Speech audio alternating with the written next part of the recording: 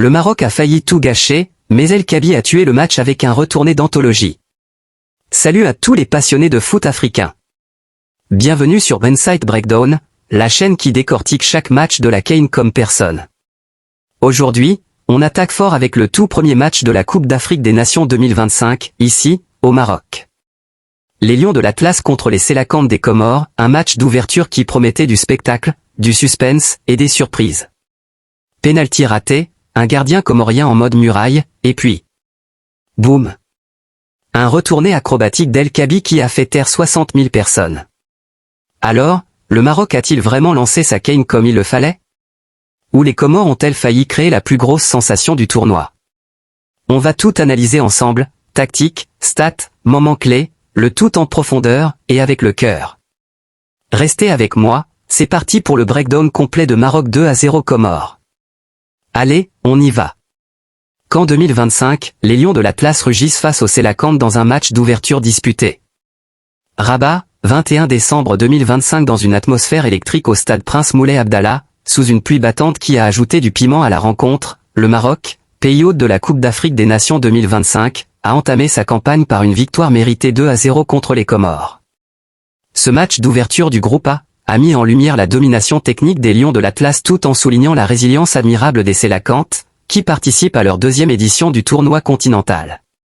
Pour un public africain passionné, des rives du Nil aux côtes de l'océan Indien, cette rencontre symbolise l'essence même de la CAN, un mélange de favoris ambitieux et d'outsiders combatifs, prêts à défier les hiérarchies.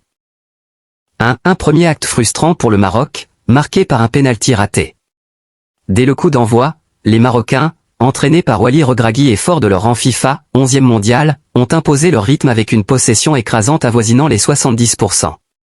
Alignés en 4-3-3, les Lions ont multiplié les incursions dans la surface adverse, exploitant les flancs avec Noussair Mazraoui et Anas Salaheddine. Pourtant, la première mi-temps s'est révélée laborieuse. À la 11e minute, un penalty sifflé pour une faute d'Iyad Mohamed sur Brahim Diaz offrait une occasion en or à Soufiane Rahimi.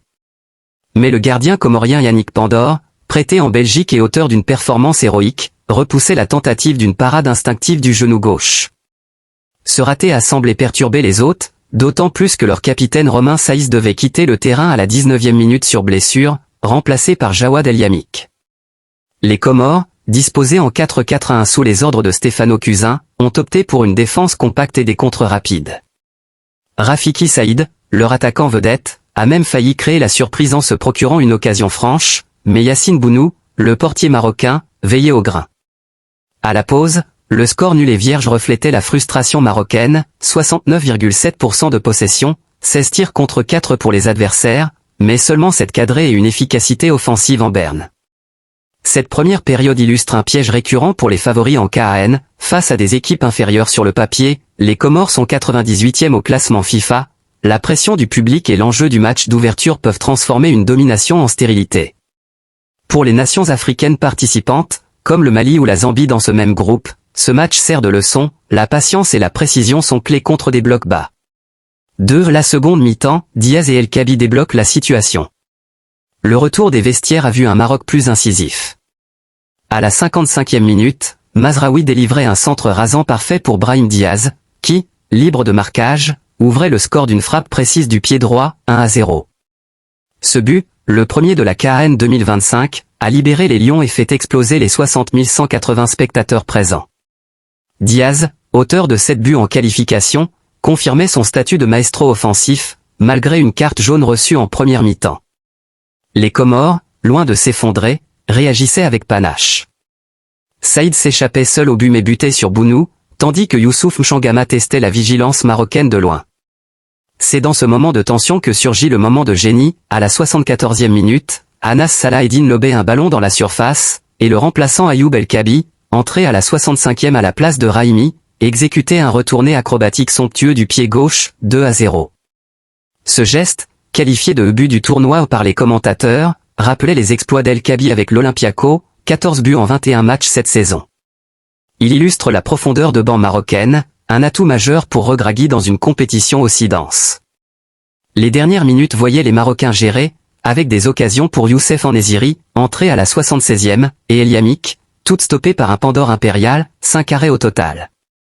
Les Comores, épuisés, ne parvenaient pas à convertir leurs rares opportunités, comme cette tête ratée d'Ahmed Swalihi à la 90e.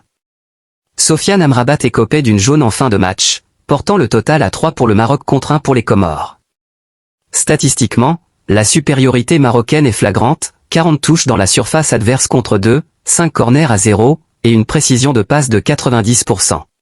Pourtant, les 34 dégagements et 13 duels aériens gagnés par les Comores soulignent leur combativité, un hommage aux petites nations africaines qui, comme les Seychelles ou le Cap-Vert dans d'autres éditions, défient les géants avec cœur. 3. Analyse tactique et performance individuelle, des leçons pour l'Afrique. Tactiquement, Regragui a su ajuster en seconde mi-temps, insistant sur les centres, comme pour les 2 buts, pour contourner le bloc comorien. Les substitutions ont été décisives, El Kaabi et Abdel Alzouli, entrés à la 64e, ont apporté fraîcheur et danger. Du côté comorien, Cousin peut être fier de sa stratégie défensive, avec Pandore comme homme du match malgré la défaite.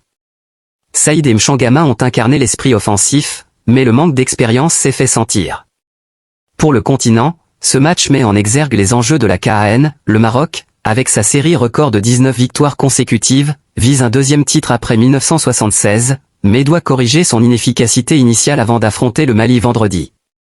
Les Comores, après leur exploit en 2021, victoire sur le Ghana, confirment leur progression et inspirent les autres outsiders. Comme l'a déclaré Steven Colker sur Channel 4, les Comores prendront quelque chose de ce match. Pandore est un talent qui monte. Efan et Cocu ajoutaient, El Kaabi est une vraie menace, il va exiger plus de titularisation. En conclusion, cette victoire lance idéalement le Maroc dans le SAL CAN, tout en rappelant que l'Afrique du football est imprévisible. Pour les fans du Sénégal, de la Côte d'Ivoire ou de l'Égypte, ce duel est un avant-goût des batailles à venir. Et voilà. Maroc 2-0 Comores pour ouvrir cette CAN 2025 à domicile.